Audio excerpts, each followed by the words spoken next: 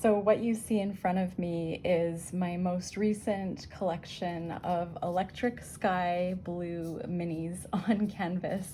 So there's so much detail in here. There's so many brights. There's a lot of texture. And before I launch these and hopefully sell them, I thought I just want to have them all grouped together and share with you sort of the inspiration behind them, how I've titled them, and what they're all about. So I don't often talk about my work a whole lot, at least meaning behind it. And there's just so much in there, and it's in my head, but it's just getting used to actually sharing it with the world. And I'm very proud of the work, but it's just so funny because when you're in your head and you've painted, you don't really think of how to put into words what the paintings have meant. So basically, I had a whole bunch of these 4-inch square mini canvases, and I really wanted to learn how to do an abstract still life. I love florals and botanicals, and I had all of these gorgeous dried leaves and petals. This was from one rose that was just ready to go in the compost that my dad had purchased for my mom probably a couple months ago, and it was just the most gorgeous color. There's actually a few different roses in here, but he said, before we put it in the compost, is that something you think you could use when you're drying your flowers? And I was so thrilled. So I really just needed one rose to get a whole bunch of petals. And I just wanted to share with you some of the leaves that I had pressed. And I've been pressing wildflowers as well. So there's just some really, really neat petals in here. Anyways, they're quite fragile, which is what I love about incorporating them into my art, because there's this fragility, this very fine, they're almost like a thin rice paper texture. They're very, very delicate. And then when I put on the acrylic paint, it was super chunky and textured. And of course it's plastic. And then you're kind of contrasting that with something natural and very beautiful. So I had done these backgrounds where I just was grabbing colors that I loved, were lighting me up. So mostly starting with like an underpainting, like first layers of, these really bright paints, these acrylic paints. This is Holbein Luminous Opera. They have a really wonderful luminous line of neon paints. It's a bit more of an investment, but I just loved adding the brights. I also was using, this is golden fluorescent orange yellow, super bright. I didn't like these warnings. I know that often in California, they are very clear about warnings if something has any chemicals, even the smallest thing known to cause cancer. But seeing these warnings, I do try not to buy these products, and I try not to, even though some of them are probably not super toxic. I always wear gloves. I'm not sure why I'm going down this road. This is just the way my brain works, but I would probably look for one that maybe is less toxic and maybe mix my own bright orange. But when I had bought this, I didn't really appreciate the toxicity that comes with some of these paints. So I recommend you wear gloves, or if you're doing finger painting, make sure you wash it off pretty quick. Okay, that's the healthcare background speaking. But back to this collection. I would love to share with you the titles of all of these. And so starting with this one, this is called Captured Stillness. And for me, the reason that I paint is to capture the moments and hold on to those moments where I'm not thinking about, what went on maybe yesterday or what I have coming up next week.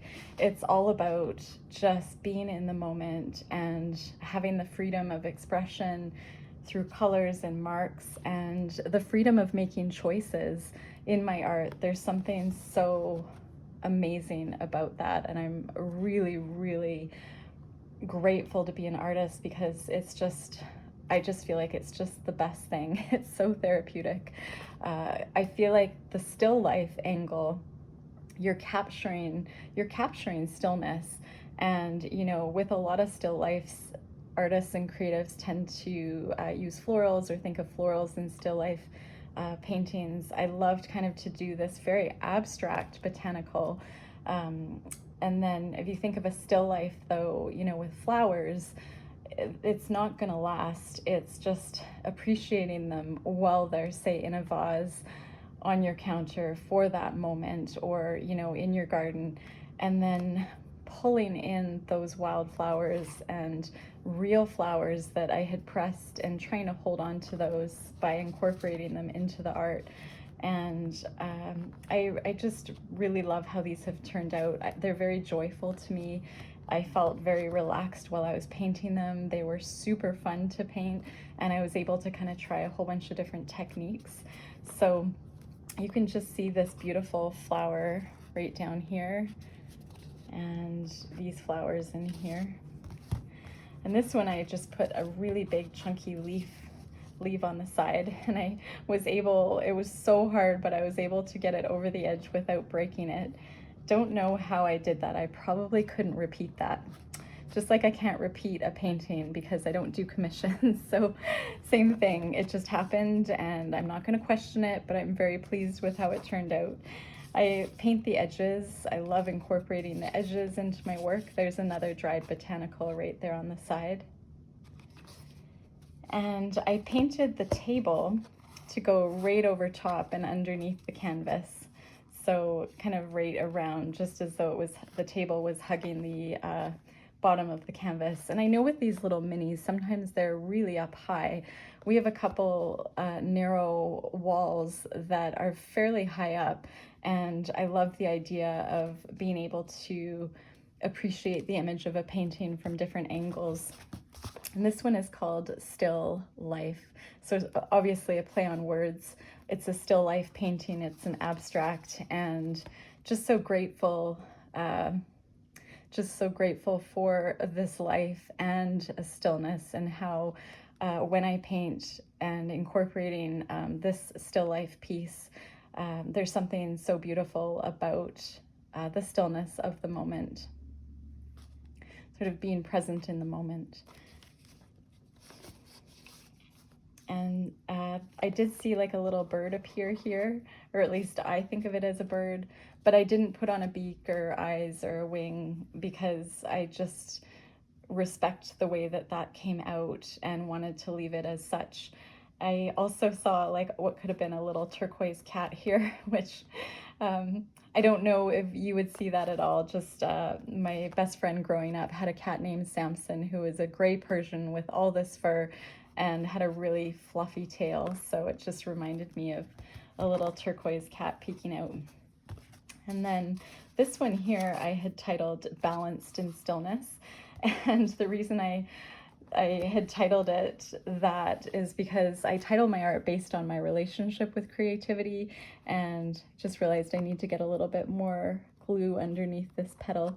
You can just sort of see that dried petal here. When I was painting this, I had finished it and I put it up on the wall, and my process is to analyze my paintings to try and finish them by actually hanging them in my home, or putting them, say, this would go on like just a little shelf or a fireplace.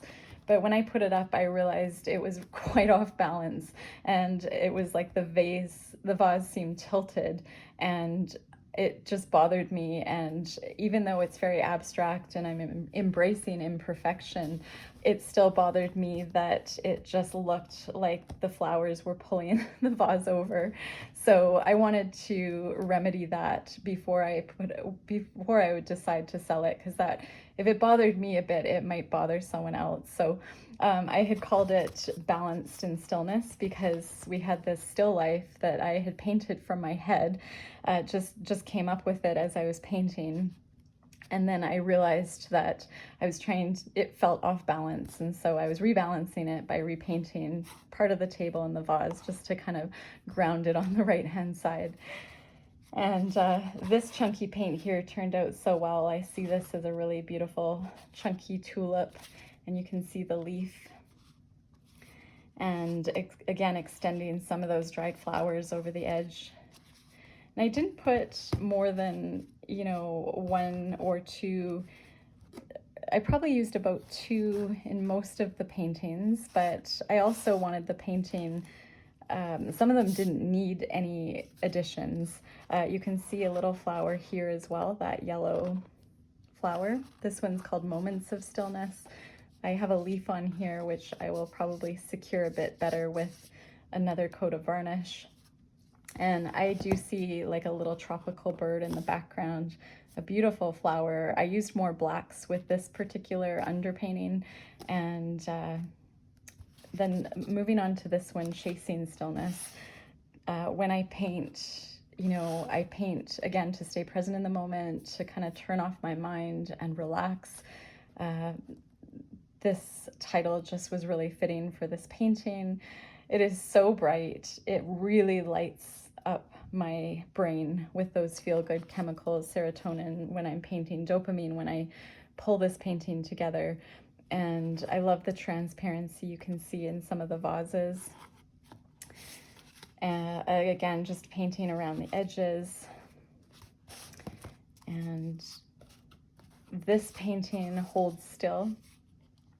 My best friend is going through a really intense roller coaster of chemotherapy. I have a couple of friends actually going through such tough medical processes right now, and just thinking about, you know, thinking about holding still for procedures, hold still.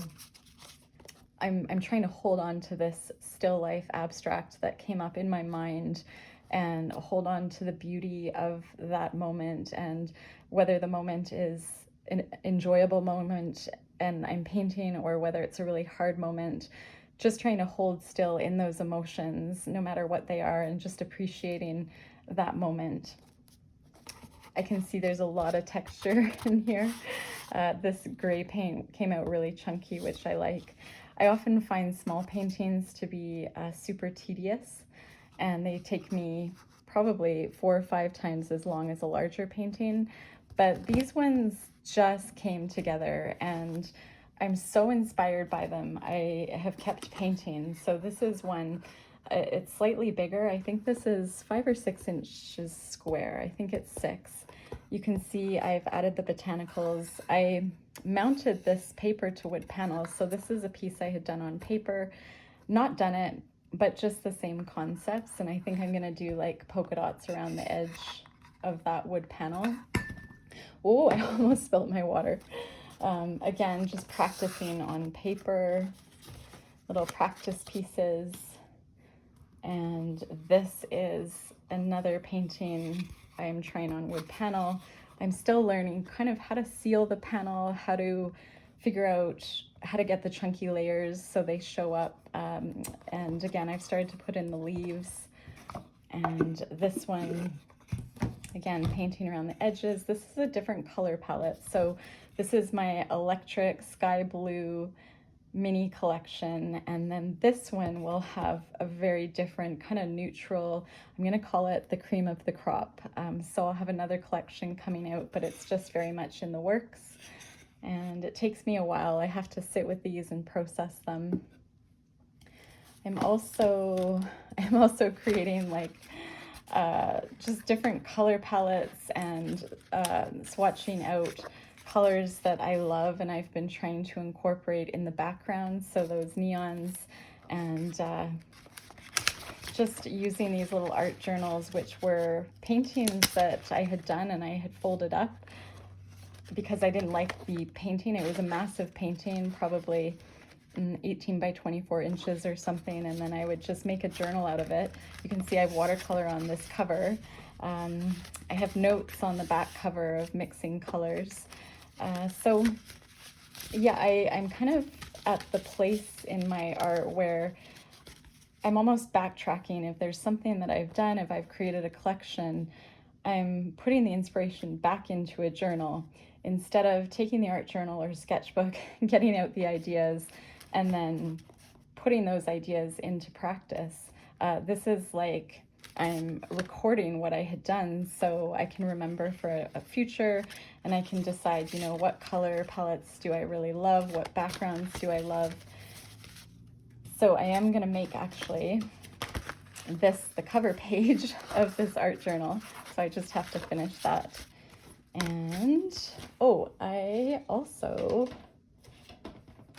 been working on, again, just some slightly different wood panel, just very different colors.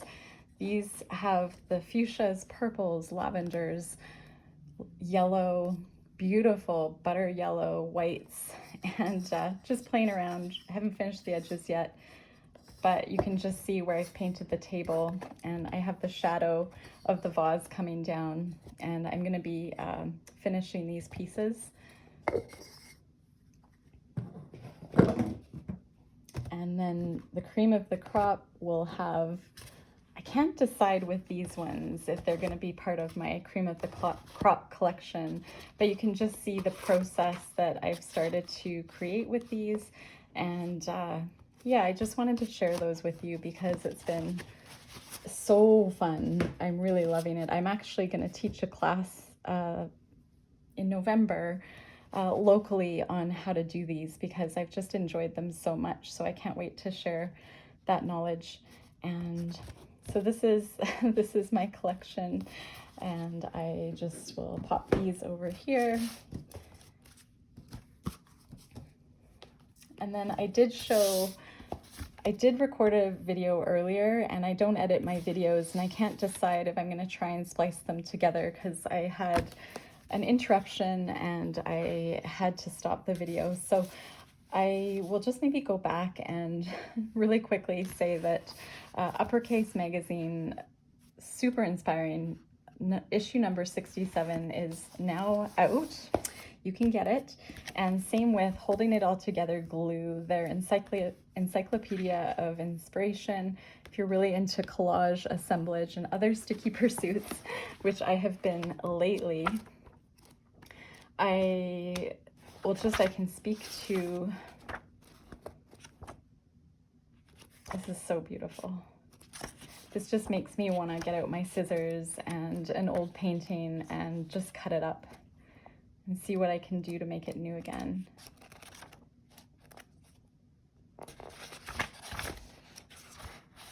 This is so inspiring. 80 Boswell. So again, if you use the code Allison10 at uppercase.com, you will get 10% off over $50 Canadian. So this beautiful encyclopedia, and the cover comes off and it's this gorgeous double-sided poster. So, and then art is creating beauty with the empty spaces. All about stenciling and patterns and stamping.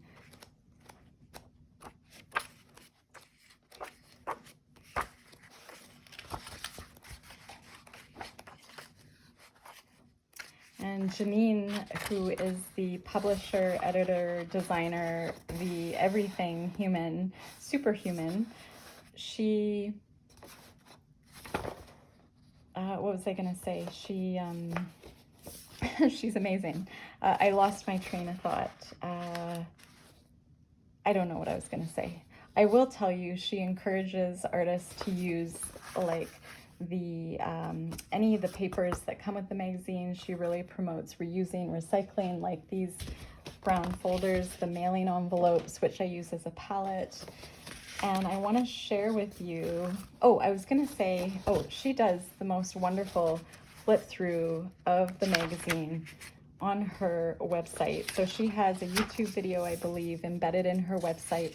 And when this came out, she shared that. I think you have to subscribe to her newsletter or be part of her. She has a community called Circle, a really wonderful online artist community.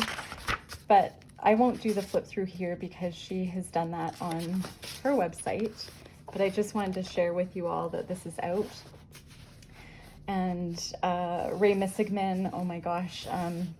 So Ray Missigman is a beautiful artist out of Florida, and she does this, she's just started to share her work of embroidery stitching through stencils. And of course she has her own stencil line, but this is just such an incredible, inspiring page, and what a neat idea.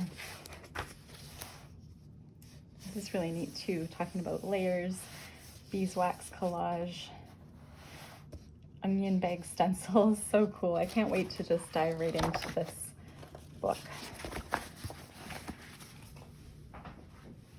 And then these little cards, I would just find them around the house. Sometimes I would make notes on them, or if somebody had purchased something that they were picking up from me locally, I would just fold it up and put their name on it, decorate it a bit. And I've recently become so into creating zines, so folded papers, which is sort of a play on the word magazine. And I really didn't know much about these, but I somehow went down the YouTube rabbit hole, which I don't usually do because I just don't have time. I think when I have more time, when kids are grown up and you know, just finding more time for myself, I would definitely indulge in YouTube. But I went down, I just had looked up I think it was like a 1-page zine, and then somehow a video of a 16-page zine came up.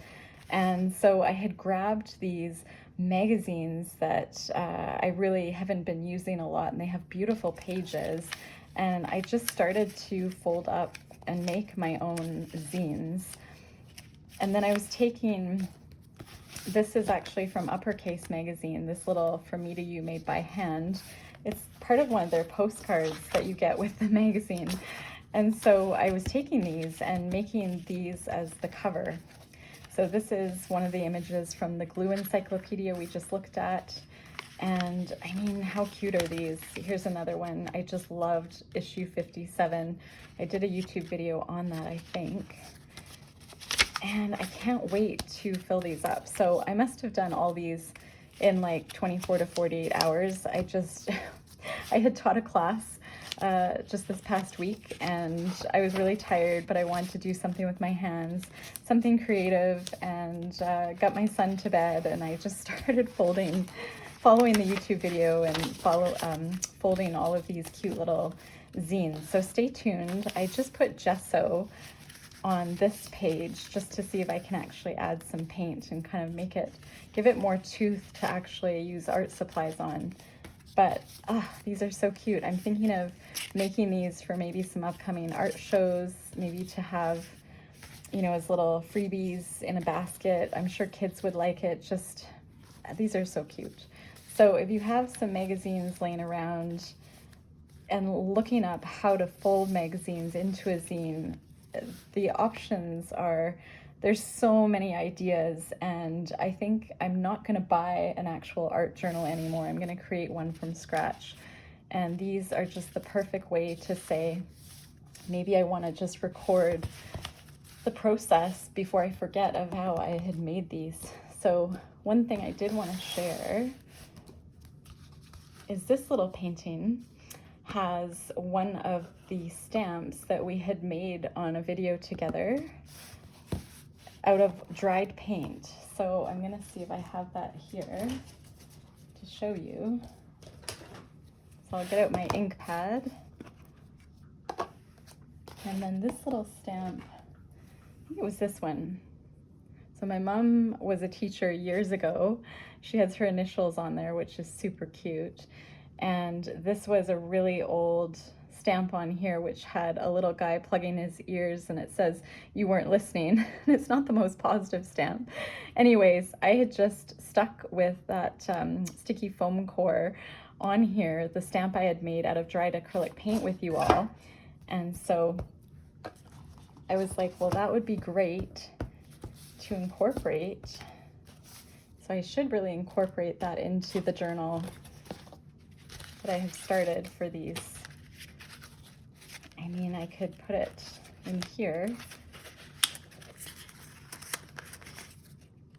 It's so funny. I paint on everything.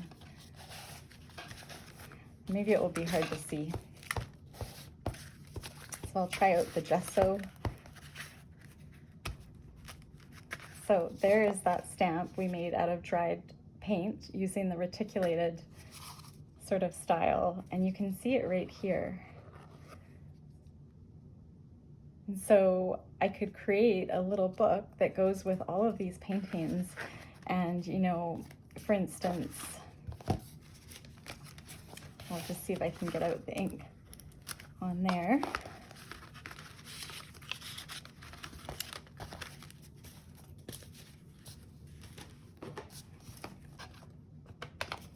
And then I would also want to remember, you know, what did I use, for instance, to get this flower on the painting, because I jump around so fast with ideas and collections, and I'm so prolific that I will forget.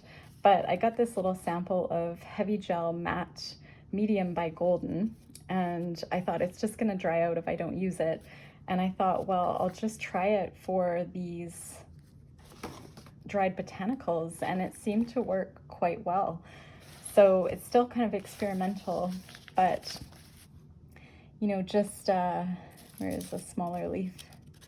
I almost feel like I could just add a little leaf, you know, on the next page. Maybe I'll do that right now.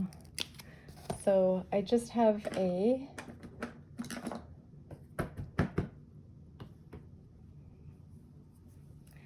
just got my brush wet. This is a 3/4 inch Derwent mixed media brush.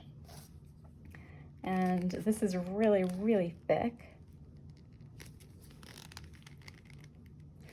And so I'm just gonna get a fairly big amount here. It's probably more than I need. But just being super generous and maybe putting it where I want to have the leaf. You can see that leaf is already cracking. You probably want to let it sit for a minute and have that underlayer dry first before going over top, because I think it can probably tear. But this is just sort of experimental, and I was, again, just really lucky that it worked okay on my little mini canvas collection. And these are wonderful, the you know, matte medium. Oh, here we go, that's okay. I'll just get that back on here. You can put it on top and it will dry clear. I know some people they'll use tweezers to pick up the dried botanicals. And while I'm here, there was one that I just wanted to, I think it was this one. It just needed a little bit more. Nope, it was this one that had a bit of the stem. So I'm just gonna pick up a little bit more of that matte medium on the end of my brush. And then just go underneath.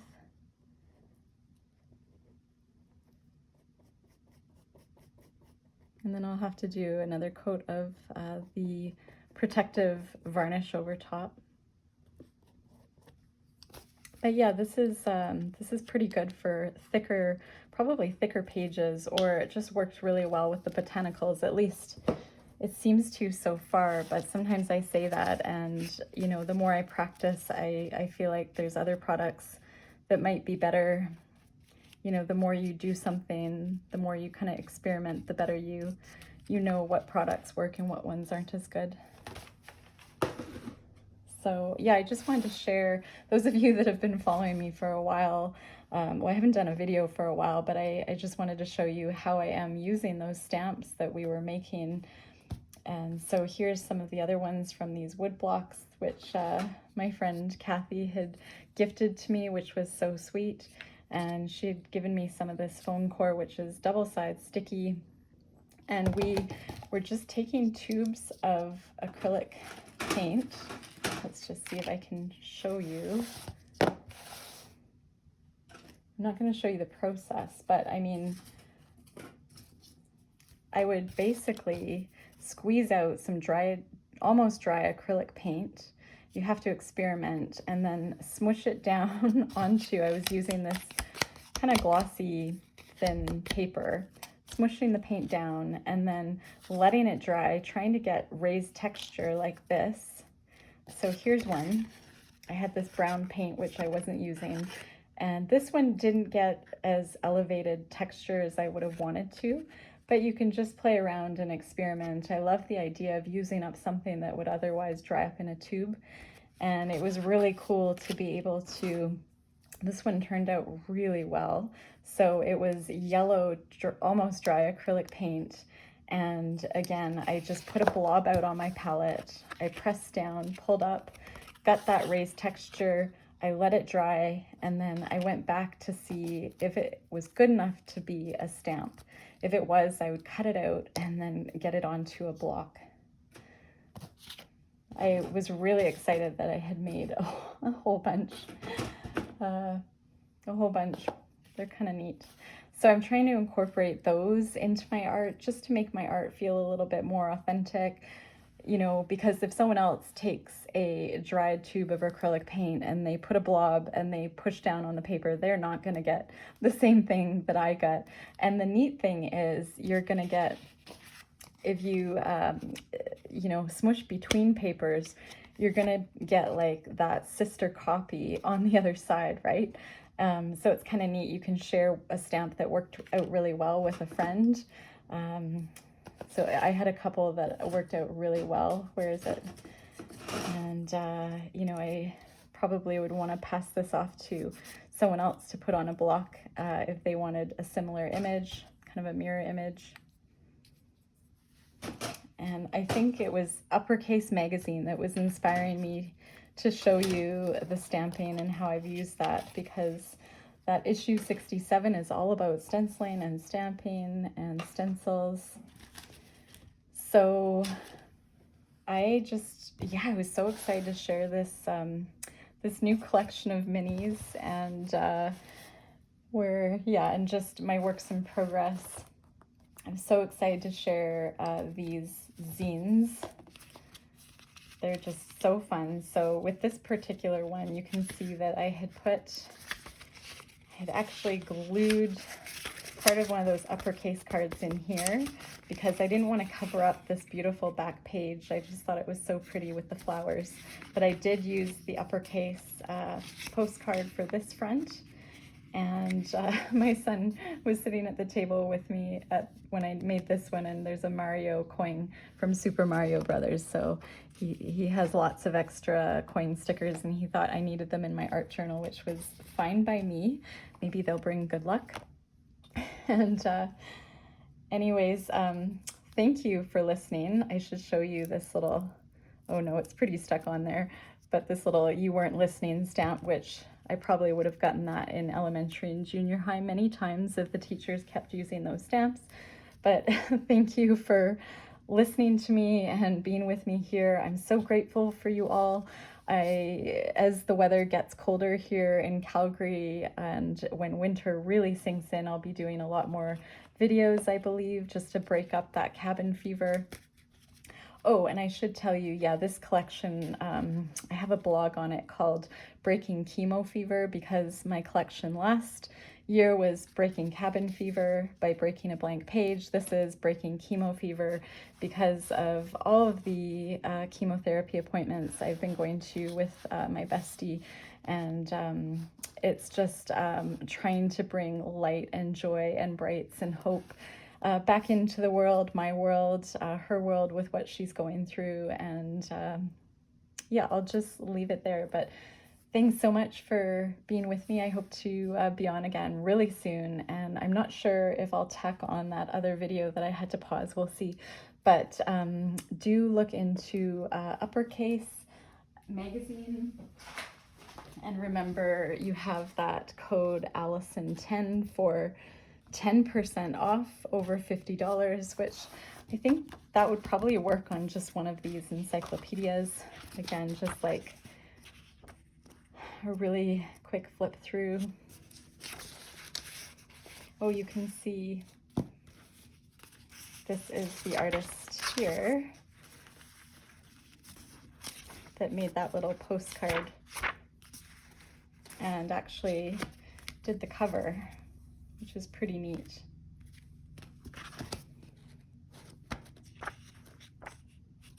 Okay, so we're having a lovely October in Calgary right now. It's actually, we had record warm temperatures through September and now kind of going into October, which is so unusual. We've had some snow, but it's melted pretty much now. And so I'm really gonna try and enjoy this, even though I know it's not the best environmentally, but we'll just enjoy it while it lasts, and how we can appreciate something that's so out of our control. Okay, I'm going to leave you with that really neat page, and we'll see you all soon. Thanks for being here.